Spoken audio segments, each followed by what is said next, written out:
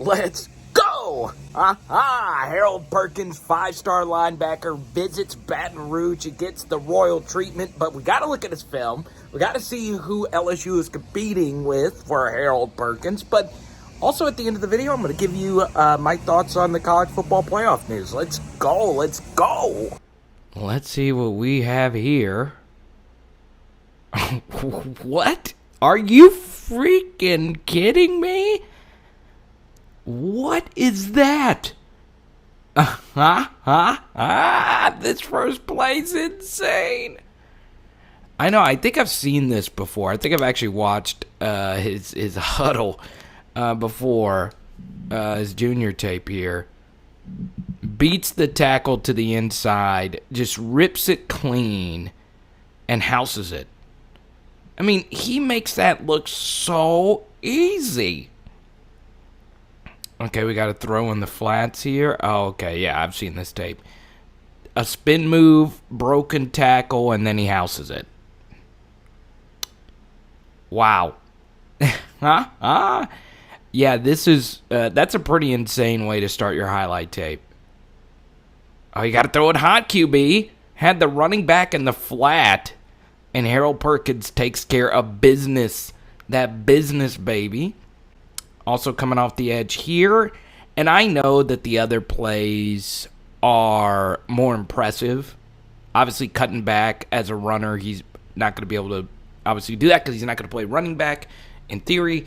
And then obviously ripping the ball from the quarterback. Obviously, I'd like to see that in a game. But this is probably your most lifelike play outside of course, coming unblocked here. So from like an actual, what is a reasonable type of play you can make over the course of the game, this one right here is a very impressive play. So he gets under the puller here. So this guy's pulling around, and he gets underneath it. Guy doesn't want any piece of him, and he just blows this play up 3 yards in the backfield. Pops up quickly. I mean, he's just an athlete. I don't even know where he is on this play. Oh, he came right up the middle. Wow. Okay. His ball skills are amazing. It's hard to block a kick, so he's right here. Normally, you see block kicks from elite recruits just coming off the edge, but he just blows this guy up.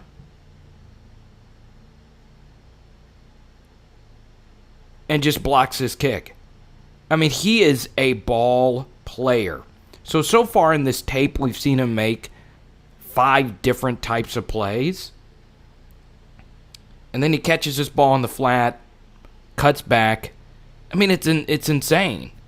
It's absolutely insane. Now, I don't know enough about Texas high school football to know how great of competition this is. Cypress, same thing here. And he blows it up once again. Ball skills. He is so good at locating the football and jarring it loose. So he obviously beats this play to the inside, reads it so quick, and then hits him right where the ball carrier is carrying the football. It's unbelievable. Now, this is what I want you to answer as we continue watching this tape. Same thing here. Same thing here. Gets under the puller, submarines in there, and blows this play up. And then makes the tackle. It's unbelievable. So, answer this question. Do you want to see Texas A&M land this guy? Do you want him terrorizing the LSU backfield for 3 years? Because this is a day one starter type of guy. You've seen what a 5-star could do to Texas A&M. DeMarvin Leal, their 5-star defensive lineman who's going into his 3rd year here, tore us up last season. A single 5-star can change an entire defense. And here he is on a wheel route. I mean, look at this. And he dragged both feet? If you were, okay, let's just say you just turned this on and I told you that this was Julio Jones. This would be, you would be like, okay, that makes sense. Dragging. Both feet in bounds. Unreal. Here he is again, turning on the turbo. My goodness. A little stutter on that safety. I like it. Stutter. Another jump ball catch. Another 2 feet in bounds. Just so smooth. When you watch a prospect, see if it looks as if what he's doing is difficult. In other words, he is making all of this look so easy.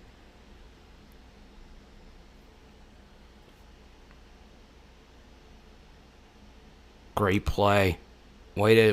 Just a high motor. He submarines again on a pulling guard and just brings him right down. While also playing offense. And now here he is as a lead blocker. So imagine Eli Ricks, pick 6. And that guy leading the way. Kind of a Le'Veon Bell run here. Reading the block, seeing where he was going to go. Oh my God. These pullers can't get him. He's too quick, too powerful.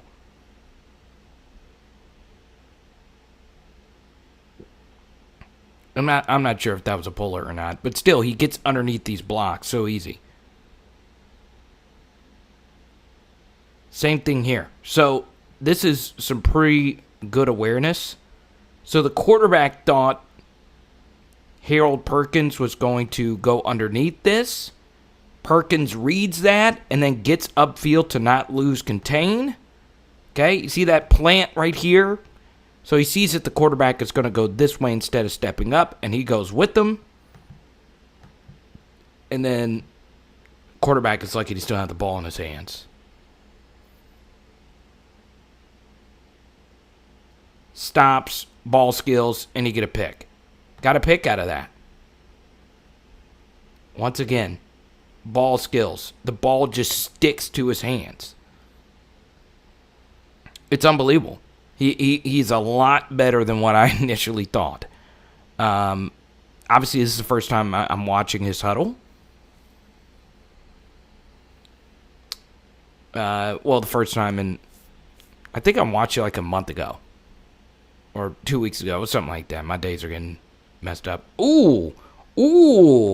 A little Derrick Henry in him. Get off of me. Get off of me. Huh? Wow. Yeah, I do not want this guy going to Texas A&M. As we always say, you want recruits, if you don't land them, to go to the Texases, to go to even Georgia, a school you don't have to play every year. You want them to go to Clemson's, and better off, you want them going to programs that won't be competing for playoffs, such as Maryland, Florida State, and so on and so forth.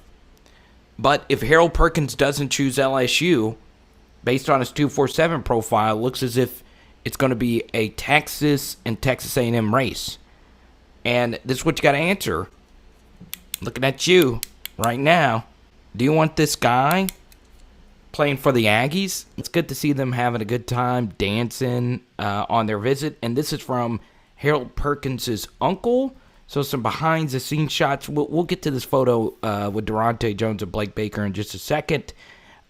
This is really cool here. I mean, you can't really beat a Heisman Trophy in the hands of a linebacker. And look, Harold Perkins, number 4, Quan Alexander, Caleb on Chason, Duke Riley wore that jersey for a game.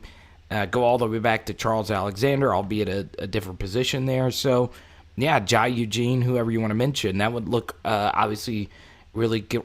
Todd Harris, this would look great on Harold Perkins. We continue with some behind the scenes. And it's a cool behind the scenes of what you get from a recruiting visit. This is Uncle with Ed Orgeron. Gotta love the gold, baby. And here's the Uncle with Miles Brennan. Cardell in the background right there. And this is the one that really stands out to me. If I was a recruit and I saw basically every staffer welcome you in like this, it's obviously, pretty impressive, right? We continue on here. Harold Perkins, here he is with Carter Sheridan and Durante Jones, and you got Blake Baker right over here. So very interesting that everything, is put on the forefront of this visit. Wonder what Durante's doing right here. Gotta love it. And then here's the handshake here between Ed Orgeron and Harold Perkins. It's a very interesting handshake here. And we get a better angle of it actually right here from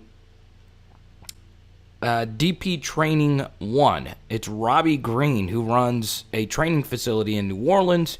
Harold Perkins, we've discussed on previous live streams, his connections to New Orleans, Louisiana. Here's the uncle getting his shot of this right here. So obviously the uncle wants Harold Perkins to go to LSU. So yeah, this is very fascinating. So Harold Perkins trains with Green, if this is Green right here. And Green also trains Tyji Hill, who's a 2022 LSU commit. And he himself went to Alabama, and his dad played for LSU based on the research that I saw. So obviously some heavy ties to the Louisiana area for Perkins. But let's actually go to his Twitter account. And here's Harold Perkins. I'm on my way. Go 247. He obviously tweeted out a lot of stuff from the visit himself. But here's the thing. You go down here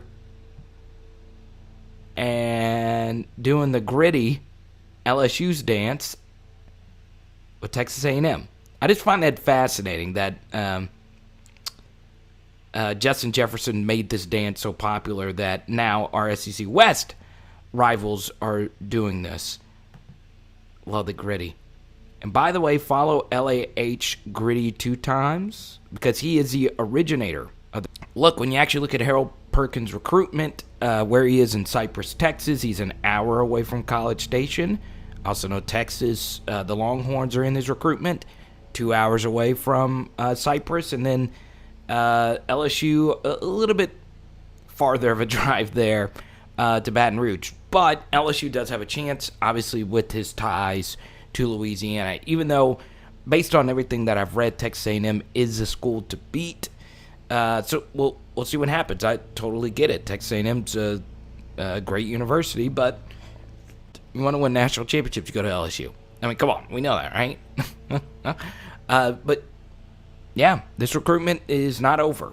And obviously, when you look at some other linebackers that I could see LSU get in this class, I think the next blue chipper that will be on LSU's radar is a guy by the name of Sean Murphy, a highly ranked 4-star linebacker out of Virginia. Based on what I've read, he is close to Antoine Sampa, a current LSU linebacker, so who is also from the Virginia area. So that's going to be someone else that you're going to have to keep your eye on. Now, as far as Louisiana linebackers are concerned, in 2023, whether there's a multiple top 100 linebackers, Jaden Ausberry, and, of course, Tackett Curtis. But then you look at Louisiana, there's some good 3-star linebackers. JaVale Gilmore is someone that I really like a lot. Khalif Edwards is someone else. So, yeah, Harold Perkins could be the only linebacker that LSU even gets in this class. But if they don't, they do have some really good 3-stars that they could mold into something, and especially early on, play some special teams. So before we go, a big announcement, the college football playoff potential expansion to 12 teams. The key thing is it will not happen within the next 2 years, according to Bill Hancock. I'll always say this from now until the end of time. The more you expand a playoff, the more you devalue the regular season. And I don't want that to happen. I love that every week college football, the games matter so much. And just to give you an idea of what a 12-team playoff is like, we can get into the details, but just to show you an example, Florida, with all 3 of their losses, we're not talking about just the LSU loss. Also, if they would have lost to Alabama, which they did, they still would have gotten into the playoff. And that shows you how ridiculous this 12-team playoff actually is. So, to each their own. I know a lot of you are going to disagree with me, but I think 6 would be the perfect number, but money talks, and it's going to expand to 12. I hope you enjoyed this video today, and if you want to see our Jake Johnson film study, boom, it's right there floating in front of your face. It is Power Hour LSU, boom! All right, we're doing leftover tacos tonight. Let's go!